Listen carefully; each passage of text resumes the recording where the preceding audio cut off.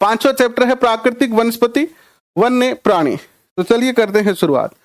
भारत में कितने प्रकार की जातियों के पौधे पाए जाते हैं? तो भारत में जो है वो 47,000 प्रकार के अलग अलग प्रजाति के पौधे जो है वो पाए जाते हैं। भारत से 47,000 टाइप के अलग अलग प्रजाति के पौधे जो है वो पाए जाते हैं। नेक्स्ट क्वेश्चन देखिएगा, भारत प्राकृतिक वनस्पति में विश्व में कौन से स्थान पर है? तो भारत जो है वो प्राकृतिक वनस्पति में विश्व में 10वें स्थान पर आता है और एशिया में जो भारत है वो प्राकृतिक वनस्पति में 4थे स्थान पर आता है। भारत में कितने प्रकार के फूलों के पौधे पाए जाते हैं? तो 15,000 टाइप के फूलों के पौधे भारत में जो है वो पाए जाते हैं। नेक्स्ट क्वेश्चन देखिएगा, भारत में कितनी जानवरों की जातियां पाई जाती है? तो लगभग 90,000 टाइप के जानवर, छोटे से लेकर बड़ा तक जीव जो है वो भारत में पाए जाते हैं। नेक्स्ट क्वेश्चन देखिएगा, जिस वनस्पति पर लंबे समय तक मानव का प्रभाव नहीं पड़ता उसे कहते हैं अक्षत वनस्पति, उसको कहा जाता है। नदियों के डेल्टा क्षेत्र में किस प्रकार की वनस्पति पाई जाती है? तो पर्णपाती वनस्पति पाई जाती है। पर्वतों की ढलान में जहां मृदा की परत गहरी होती है, मृदा की प्रति लिखा गया है यहां पर, मृदा की परत गहरी होती है, किस प्रकार के वन पाए जाते हैं? तो शंकुधारी वन जो है वो पाए जाते हैं। जनरली जो पहाड़ियों की चोटी होती है ना, उस पर शंकुधारी वन जो है वो पाए जाते हैं। नेक्स्ट क्वेश्चन देखिएगा, 2003 में वनों का कुल क्षेत्रफल कितना था?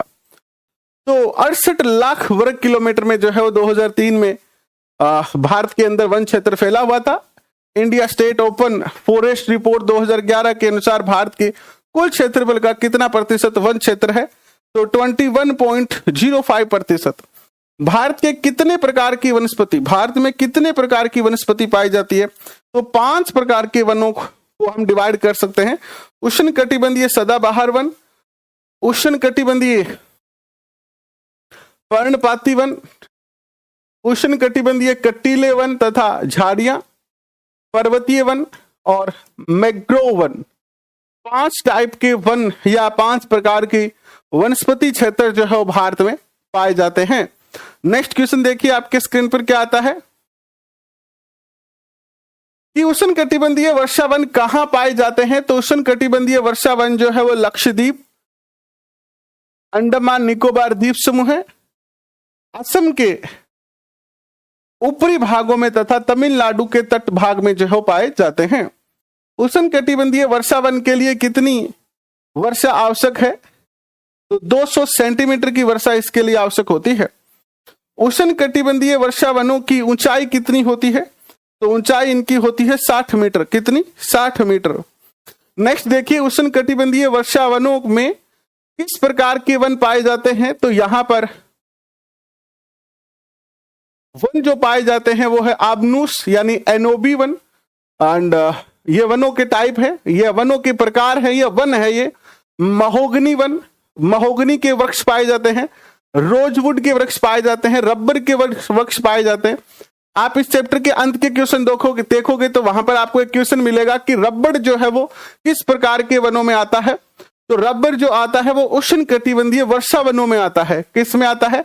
उष्णकटिबंधीय वर्षा वनों में आता है। नेक्स्ट क्वेश्चन देखिएगा, उष्णकटिबंधीय वर्षा वन में किस प्रकार के जानवर पाए जाते हैं? हाथी है, बंदर है, लेमूर है और हिरण है। एक सींग वाले गेंडे किस स्थान पर पाए जाते हैं? तो असम और पश्चिम बंगाल के दलदली क्षेत्रों में ये गेंडे जो है पाए जाते हैं। एक सींग वाले, जिनके एक सींग होता है। ये अच्छा क्वेश्चन है। भारत में सबसे बड़े क्षेत्र में कौन से वन फैले हुए हैं? उष्णकटिबंधीय पर्णपाती वन, उष्णकटिबंधीय पर्णपाती वन। नेक्स्ट क्वेश्चन की ओर बढ़ते हैं कि उष्णकटिबंधीय पर्णपाती वनों को और किस नाम से जाना जाता है? तो इन्हें मानसूनी वन कहा जाता है। मानसूनी वन किस वर्षा क्षेत्र में पाए जाते हैं? जहां 70 सेंटीमीटर से लेकर 200 सेंटीमीटर तक वर्षा होती है वहां पर। मानसूनी वन कितने समय के लिए अपनी पत्तियां गिराते हैं? तो 6 से लेकर और 8 सप्ताह के लिए अपनी पत्तियां गिरा देते हैं। मानसूनी वनों में सबसे प्रमुख वन कौन सा होता है? तो सांगोन का वन सबसे महत्वपूर्ण होता है। मानसूनी वनों की प्रमुख प्रजातियां कौन सी है? तो बांस है, साल का पेड़ है, शीशम का पेड़ है, चंदन का, रेवर का, कुसुम का, अर्जुन का और सहजसूत का। मानसूनी वनों में कौन से जानवर पाए जाते हैं? तो शेर है, सुअर है, हिरन है, हाथी और इसके अलावा पक्षी में छोटे पक्षी, सांप, छिपकली है ना, ये भी पाए जाते हैं। कछुए पाए जाते हैं। जिन क्षेत्रों में 70 सेंटीमीटर से कम वर्षा होती है किस प्रकार के वन पाए जाते हैं? तो कंटीले वन तथा झाड़ियां पाई जाती है। कंटीले वन तथा झाड़ियां देश के किस भाग में पाई जाती हैं? तो ये उत्तर पश्चिमी भाग में जो है वो पाए जाते हैं। कंटीले वन तथा झाड़ियां कौन कौन से राज्यों में पाए जाते हैं? तो ये गुजरात, राजस्थान, छत्तीसगढ़, मध्य प्रदेश, उत्तर प्रदेश, हरियाणा में पाए जाते हैं। कंटीले वन तथा झाड़ियों में प्रमुख रूप से किस प्रजाति के वन पाए जाते हैं? जैसे खजूर हो गए, यूफोर्बिया हो गया, नागफनी हो गई, ये मुख्य पादप है इस क्षेत्र के। नेक्स्ट देखिएगा, 1000 मीटर से 2000 मीटर तक की ऊंचाई पर किस प्रकार के वन पाए जाते हैं? तो यहां पर आर्द्र शीतोष्ण कटिबंधीय वन पाए जाते हैं। आर्द्र शीतोष्ण कटिबंधीय वन पाए जाते हैं। नेक्स्ट क्वेश्चन आता है कि आर्द्र शीतोष्ण कटिबंधीय वन में कौन सी प्रजातियों के वन पाए जाते हैं? तो इसमें चौड़ी पत्ती वाले ओक के वन और चेस्टनट के वृक्ष जो है पाए जाते हैं। क्वेश्चन पूछा जाता है चेस्टनट और ओक के वन जो है कौन सी प्रजाति के वन है? तो आर्द्र शीतोष्ण कटिबंधीय वन है ये। 1500 से लेकर 3000 मीटर की ऊंचाई पर किस प्रकार के वन पाए जाते हैं? तो शंकुधारी वन, जैसे कि चीड़ का पेड़, देवदार का पेड़, सिल्वर कर का पेड़, स्प्रूस एंड सीडर का पेड़। 3600 मीटर से अधिक ऊंचाई वाले भागों में किस प्रकार के वन पाए जाते हैं? सिल्वर कर, जूनिपर, पाइन एंड बर्च के पेड़ पाए जाते हैं। जैसे जैसे हिमरेखा का अर्थ होता है हिमालय पर जो बर्फ जमी हो ना, वहां जैसे जैसे हिमरेखा के पास पहुंचते हैं वृक्ष के आकार में हो जाता है, छोटा हो जाता है वृक्ष का आकार। एंड हिम लिखा हुआ, हिम क्षेत्र था यहां पर। हिम क्षेत्र में किस प्रकार के घास के मैदान पाए जाते हैं? तो अल्पाइन घास के मैदान। ये क्वेश्चन कैसे पूछा जा सकता है? ऐसे पूछा जा सकता है, अल्पाइन घास के मैदान कहां पाए जाते हैं? तो हिम क्षेत्रों पर, यानी बर्फीले इलाकों में अल्पाइन घास के मैदान जो है वो पाए जाते हैं। ठीक है, नेक्स्ट क्वेश्चन देखिएगा, अल्पाइन घास के मैदान किस जनजातियों के लिए पशुचारण के लिए उपयोगी है? तो बकरवाल और गुजर जो जनजाति है, बकरवाल और गुजर जो है वो आपको लद्दाख और जम्मू कश्मीर में पाई जाती है। ये अधिक ऊंचाई वाले क्षेत्रों में टुंड्रा वनस्पति का एक भाग है मास लीचन घास, ये टुंड्रा वनस्पति है। ठीक है, वनस्पति शब्द दो बार आ गया। अधिक ऊंचाई वाले वनों में किस प्रकार के जानवर पाए जाते हैं? तो कश्मीरी महामृग पाया जाता है, चित्रा हिरण पाया जाता है, जंगली भेड़ पाई जाती है, खरगोश, तिब्बतीय बारहसिंगा भी कहते हैं इसको, याक, हिम तेंदुआ, गिलहरी, रीछ एंड आइबेक्स। कहीं कहीं पर लाल पांडा भी पाया जाता है, लाल पांडा, और घने बालों वाली भेड़ भी पाई जाती है और बकरियां पाई जाती है। तटीय क्षेत्र जहां ज्वार भाटे आते हैं किस प्रकार की वनस्पति पाई जाती है? किन नदियों के डेल्टा भाग में मैंग्रोव वन पाए जाते हैं? तो गंगा है, ब्रह्मपुत्र है, महानदी गोदावरी है, कृष्णा है, कावेरी है, इनके डेल्टा भाग में।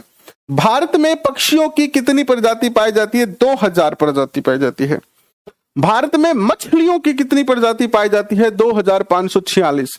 भारत में पाई जाने वाली मछली की प्रजाति विश्व में कितने प्रतिशत है?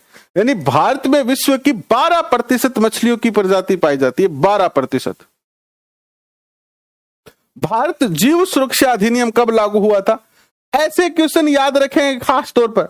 भारत जीव सुरक्षा अधिनियम 1972, विश्व का अकेला देश जहां शेर तथा बाघ दोनों पाए जाते हैं। भारत और भारतीय शेरों का प्राकृतिक आवास स्थल कौन सा है? गुजरात में गिर जंगल। बाघ भारत में कहां पाए जाते हैं? मध्य प्रदेश तथा झारखंड के वनों में, पश्चिमी बंगाल के सुंदरवन तथा हिमालय क्षेत्र में पाए जाते हैं।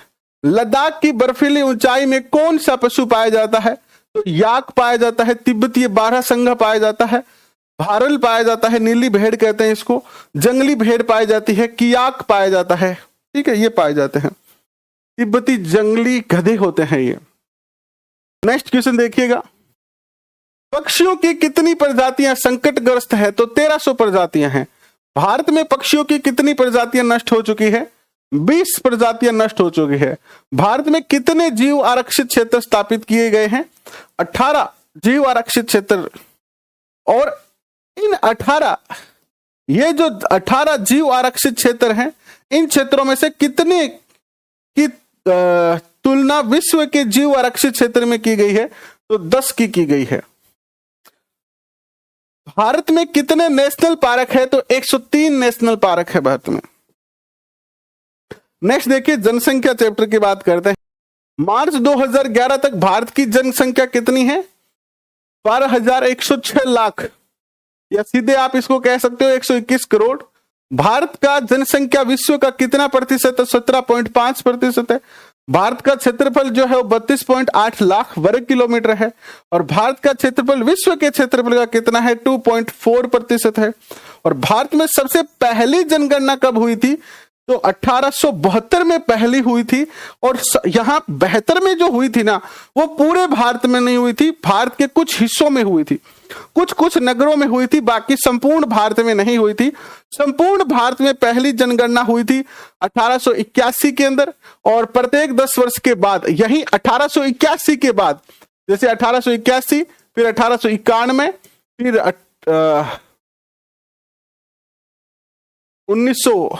10 वर्ष के बाद 1901 हो जाएगा ना, फिर 1901, इस प्रकार से एवरी 10 डेज के 10 ईयर के बाद जनगणना जो है वो होने प्रारंभ हो गया। 2011 की जनगणना के अनुसार भारत का सबसे अधिक जनसंख्या निवास करने वाला राज्य है उत्तर प्रदेश, और उत्तर प्रदेश की जनसंख्या कितनी है? 1990 लाख। 1990 लाख जनसंख्या है उत्तर प्रदेश की। भारत में सबसे ज्यादा जनसंख्या यहीं पर है। ठीक है, नेक्स्ट क्वेश्चन, उत्तर प्रदेश में देश की कुल कितनी जनसंख्या निवास करती है? 16%। और सिक्किम की जनसंख्या कितनी है? 6 लाख। लक्षद्वीप की कितनी है? 64,429। भारत की लगभग आधी जनसंख्या कितने राज्यों में रहती है? तो आधी जनसंख्या 5 राज्यों में रहती है, उत्तर प्रदेश, महाराष्ट्र, बिहार, पश्चिम बंगाल, आंध्र प्रदेश। क्षेत्रफल की दृष्टि से सबसे बड़ा राज्य राजस्थान है। और किस देश का जनसंख्या घनत्व? भारत की जनसंख्या घनत्व अधिक है। तो बांग्लादेश और जापान का जनसंख्या घनत्व जो है वो भारत के जनसंख्या घनत्व से ज्यादा है।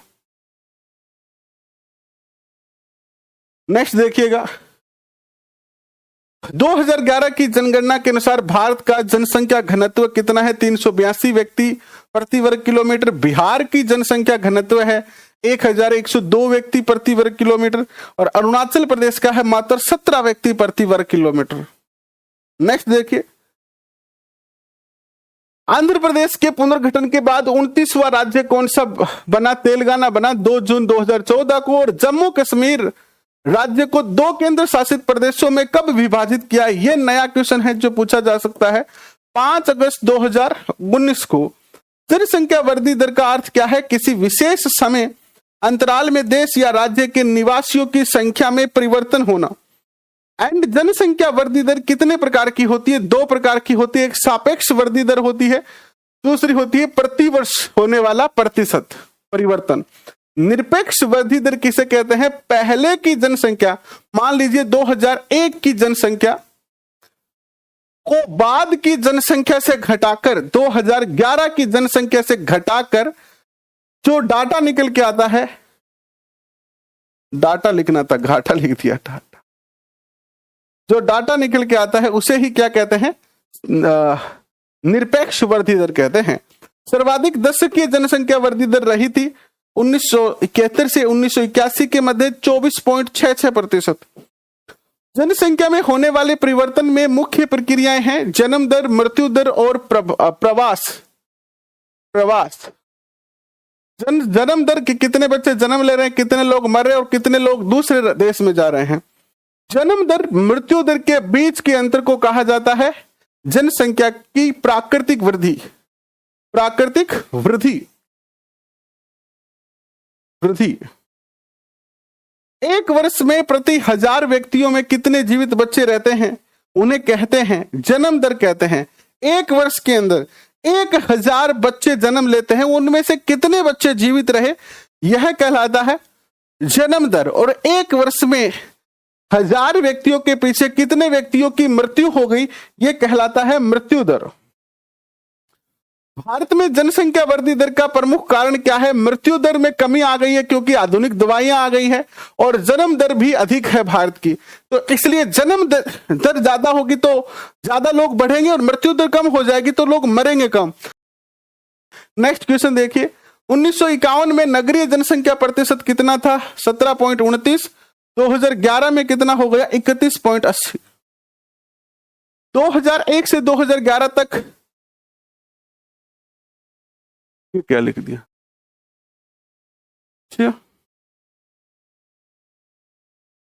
10 लाख लिखा हुआ था यहां पर, 10 लाख ऐसे लिखना था।